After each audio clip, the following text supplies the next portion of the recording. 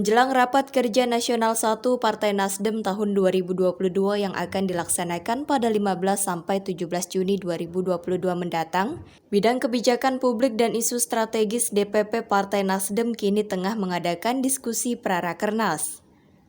Fokus Group Discussion ini digelar untuk menjaring semua masukan jelang Rakernas Partai Nasdem dengan mengangkat tema besar tentang perkembangan ekonomi pangan, geopolitik, dan geostrategi dunia yang terjadi saat ini terhadap Indonesia.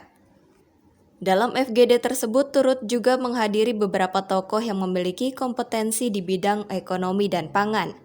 Di antaranya Menteri Pertanian Syahrul Yassin Limpo, Gubernur Lemhanas Andi Wijayanto, Kepala Badan Kebijakan Fiskal Kementerian Keuangan Febrio Kacaribu, dan Menteri Perdagangan Muhammad Lutfi.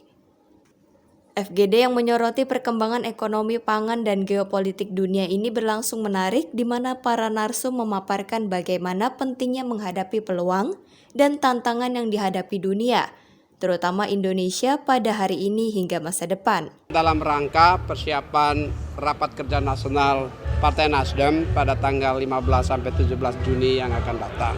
Nah, topik hari ini yang berkaitan dengan pangan, ya, dan geopolitik. Pembicara-pembicara hari ini luar biasa, baik dari akademisi, regulator maupun dari dunia usaha dan kadin. Ya, saya kira ini banyak masukan-masukan tadi yang ditampung, ya, yang berkaitan dengan penataan kebijakan pangan nasional kita, baik untuk jangka pendek mengantisipasi disrupsi akibat dari perubahan geopolitik di Balkan, ya, maupun jangka menengah untuk menata kembali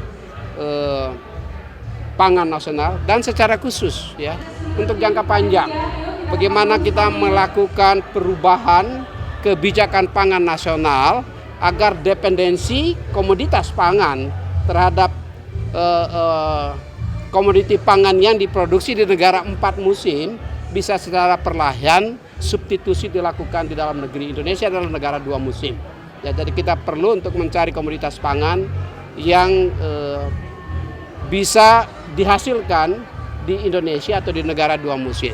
Sudah terlalu lama Indonesia ini bergantung kepada pangan yang diproduksi di negara-negara 4 musim, seperti gandum, ya, seperti gandum kedelai misalnya. Ya, itu seharusnya perlu dilakukan substitusi sehingga itu dapat diproduksi dalam negeri. Momentum di mana terjadi disrupsi pangan dan energi ini harus dilihat sebagai satu kesempatan untuk melakukan penataan kembali dan lompatan jauh, ya, yang kebijakan-kebijakan yang berkaitan dengan pangan dan energi nasional kita. Dari Jakarta, Sri Dewi Andayani, Depananda melaporkan untuk Sinpo TV.